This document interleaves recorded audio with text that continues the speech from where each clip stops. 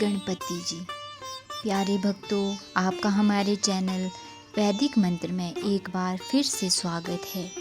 प्यारे भक्तों, आज हम आपके लिए भगवान श्री गणेश जी का एक ऐसा चमत्कारिक मंत्र लेकर आए हैं जिसके जाप या श्रवण मात्र से आपके जीवन से सभी बाधाएं दूर हो जाएगी। जो भी भक्त भगवान श्री गणेश जी के इस मंत्र का जाप पूरा 108 बार करते हैं, उसकी सभी मनोकामनाएं पूरी हो जाती। प्यारे भक्तों, आज हम आपको भगवान श्री गणेश जी का जो मंत्र बताने जा रहे हैं, इस मंत्र के जाप से सभी मनोकामनाएं पूरी होती है और मन शांत रहता है और सभी कार्य में सफलता मिलती है। यदि आप भगवान श्री गणेश जी के मंत्रों का जाप 108 बार करते हैं तो आपको अधिक लाभ होता है। प्यारे भक्तों, इस मंत्र के श्रवण मात्र से ही आपको भगवान गणेश जी की कृपा प्राप्त होगी। भगवान श्री गणेश जी के मंत्रों का जाप यदि आप नियमित रूप से करते हैं तो आपको ज्ञान, धन, यश में वृद्धि होती है और मान सम्मान मिलता है। जीवन में सुख समृद्धि आती है। जीवन से सभी परेशानियां दूर हो जाती है। तो प्यारे भक्तों, आइए भगवान श्री गणेश जी का यह मंत्र सच्चे मन से पूरी श्रद्धा से पूरा 108 बार सुन लेते हैं। लेकिन उससे पहले अगर आपको हमारी यह वीडियो पसंद आए तो दिल से एक लाइक ज़रूर करें और हमारे चैनल वैदिक मंत्र को सब्सक्राइब करके कमेंट में जय श्री गणेश जी ज़रूर लिखें। तो प्यारे भक्तों, मंत्र इस प्रकार है। ओम गजाननाय विद्महे वक्रतुंडाय धीमहि तन्नो दन्ति प्रचोदयात्। ओम गजाननाय विद्महे वक्रतुंडाय धीमहि तन्नो दन्ति प्रचोदयात्।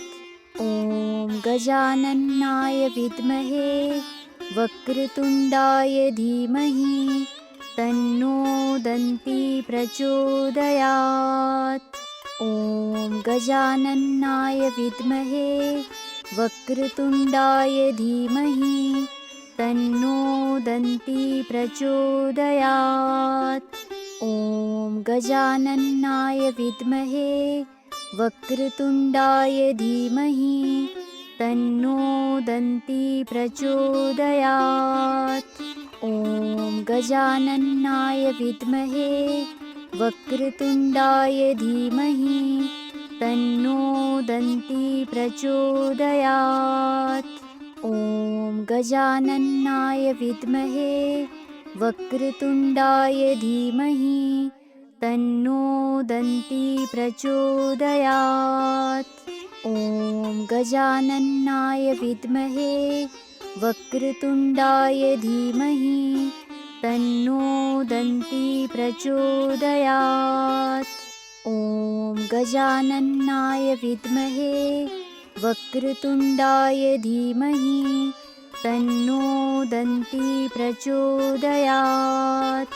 ओम गजाननाय विद्महे वक्रतुंडाय धीमहि तन्नो दन्ति प्रचोदयात्।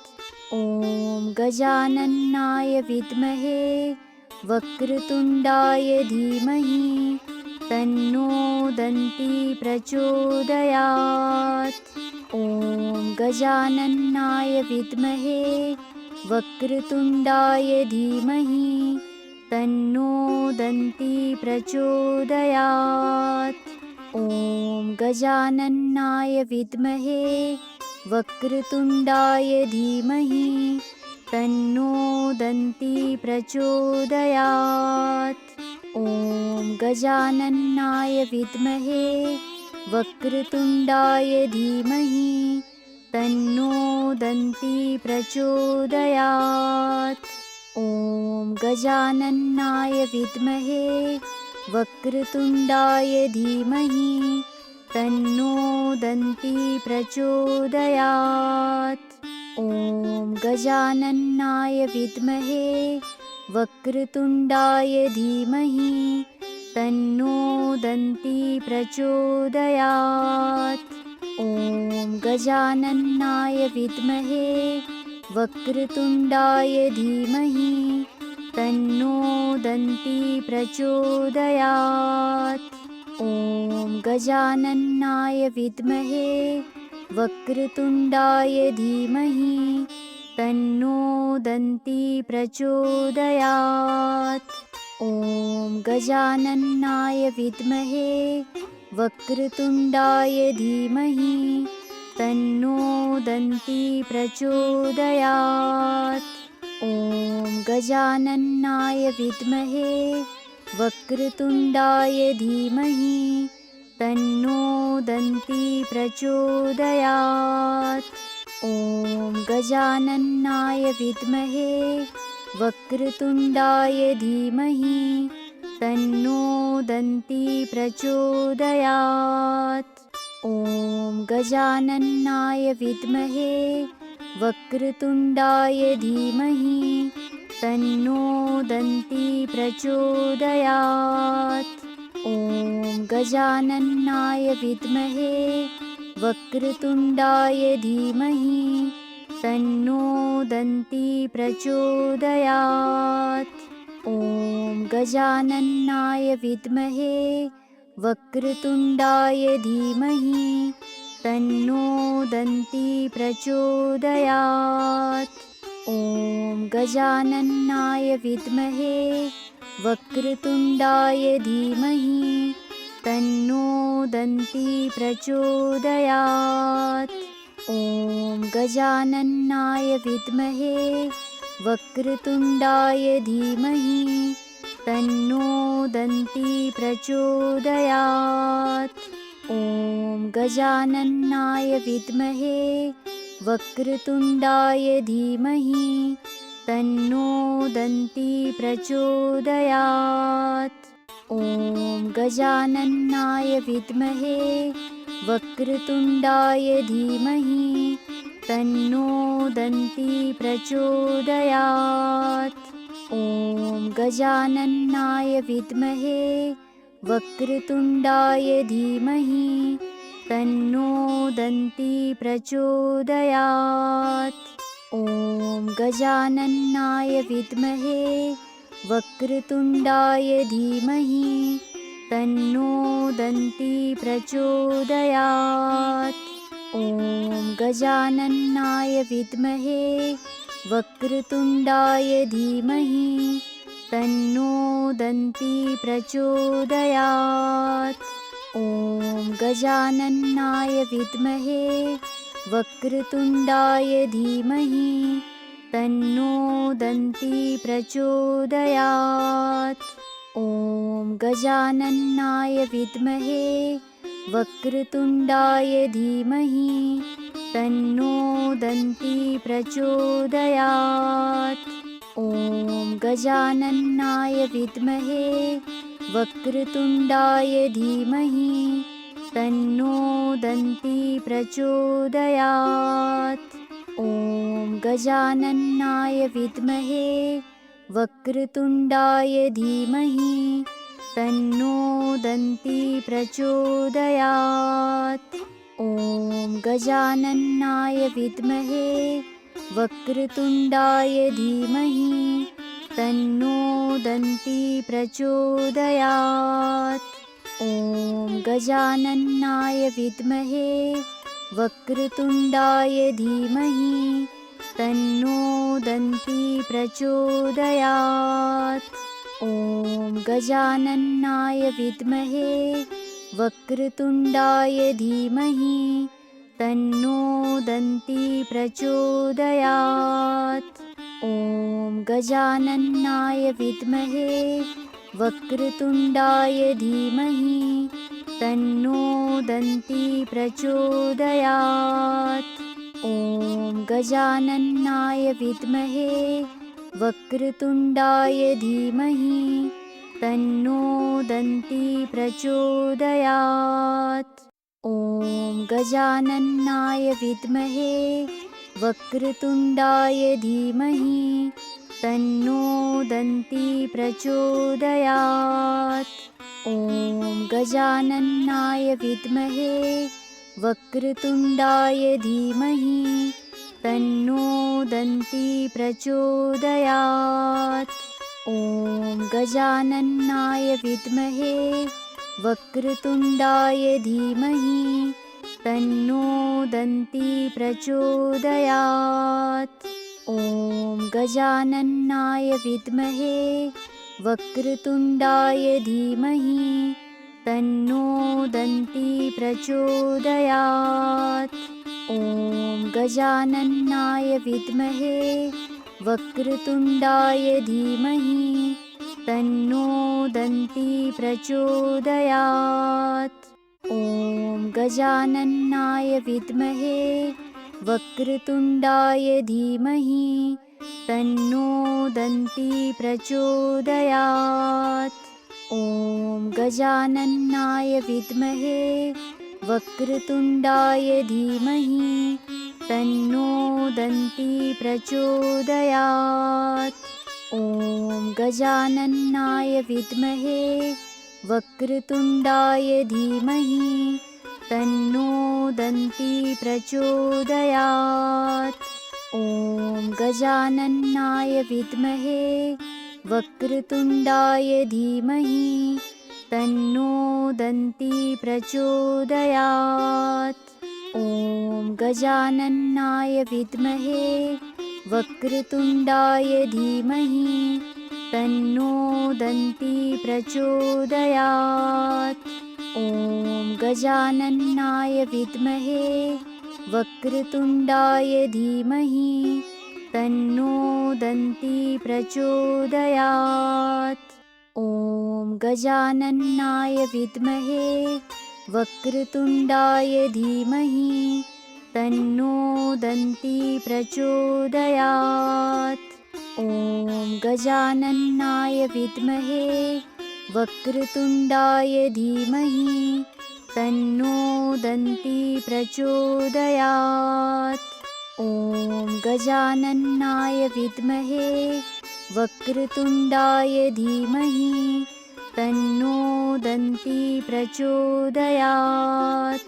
ॐ गजाननाय विद्महे वक्रतुण्डाय धीमहि तन्नो दन्ती प्रचोदयात्। ॐ गजाननाय विद्महे वक्रतुण्डाय धीमहि तन्नो दन्ती प्रचोदयात्। ॐ गजाननाय विद्महे वक्रतुण्डाय धीमहि तन्नो दन्ती प्रचोदयात्। ॐ गजाननाय विद्महे वक्रतुण्डाय धीमहि तन्नो दन्ती प्रचोदयात्।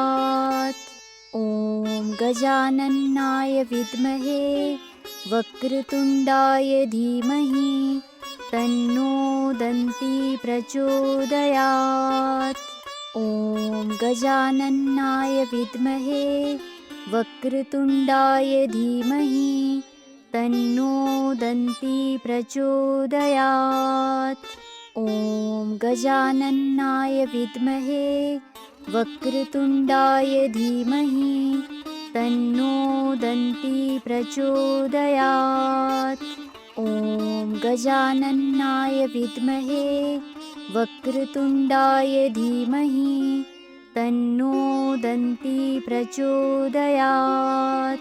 ॐ गजाननाय विद्महे वक्रतुण्डाय धीमहि तन्नो दन्ती प्रचोदयात्। ॐ गजाननाय विद्महे वक्रतुण्डाय धीमहि तन्नो दन्ती प्रचोदयात्। ॐ गजाननाय विद्महे वक्रतुण्डाय धीमहि तन्नो दन्ती प्रचोदयात्। ॐ गजाननाय विद्महे वक्रतुण्डाय धीमहि तन्नो दन्ती प्रचोदयात्। ॐ गजाननाय विद्महे वक्रतुण्डाय धीमहि तन्नो दन्ती प्रचोदयात्। ॐ गजाननाय विद्महे वक्रतुण्डाय धीमहि तन्नो दन्ती प्रचोदयात्। ॐ गजाननाय विद्महे वक्रतुण्डाय धीमहि तन्नो दन्ती प्रचोदयात्। ॐ गजाननाय विद्महे वक्रतुण्डाय धीमहि तन्नो दन्ती प्रचोदयात्। ॐ गजाननाय विद्महे वक्रतुण्डाय धीमहि तन्नो दन्ती प्रचोदयात्। ॐ गजाननाय विद्महे वक्रतुण्डाय धीमहि तन्नो दन्ती प्रचोदयात्। ॐ गजाननाय विद्महे वक्रतुण्डाय धीमहि तन्नो दन्ती प्रचोदयात्। ॐ गजाननाय विद्महे वक्रतुण्डाय धीमहि तन्नो दन्ती प्रचोदयात्। ॐ गजाननाय विद्महे वक्रतुण्डाय धीमहि तन्नो दन्ती प्रचोदयात्। ॐ गजाननाय विद्महे वक्रतुण्डाय धीमहि तन्नो दन्ती प्रचोदयात्। ॐ गजाननाय विद्महे वक्रतुण्डाय धीमहि तन्नो दन्ती प्रचोदयात्। ॐ गजाननाय विद्महे वक्रतुण्डाय धीमहि तन्नो दन्ती प्रचोदयात्। ॐ गजाननाय विद्महे वक्रतुण्डाय धीमहि तन्नो दन्ती प्रचोदयात्। ॐ गजाननाय विद्महे वक्रतुण्डाय धीमहि तन्नो दन्ती प्रचोदयात्। ॐ गजाननाय विद्महे वक्रतुण्डाय धीमहि तन्नो दन्ती प्रचोदयात्। ॐ गजाननाय विद्महे वक्रतुण्डाय धीमहि तन्नो दन्ती प्रचोदयात्। ॐ गजाननाय विद्महे वक्रतुण्डाय धीमहि तन्नो दन्ती प्रचोदयात्। ॐ गजाननाय विद्महे वक्रतुण्डाय धीमहि तन्नो दन्ती प्रचोदयात्। ॐ गजाननाय विद्महे वक्रतुण्डाय धीमहि तन्नो दन्ती प्रचोदयात्। ॐ गजाननाय विद्महे वक्रतुण्डाय धीमहि तन्नो दन्ती प्रचोदयात्। ॐ गजाननाय विद्महे वक्रतुण्डाय धीमहि तन्नो दन्ती प्रचोदयात्। ॐ गजाननाय विद्महे वक्रतुण्डाय धीमहि तन्नो दन्ती प्रचोदयात्। ॐ गजाननाय विद्महे वक्रतुण्डाय धीमहि तन्नो दन्ती प्रचोदयात्।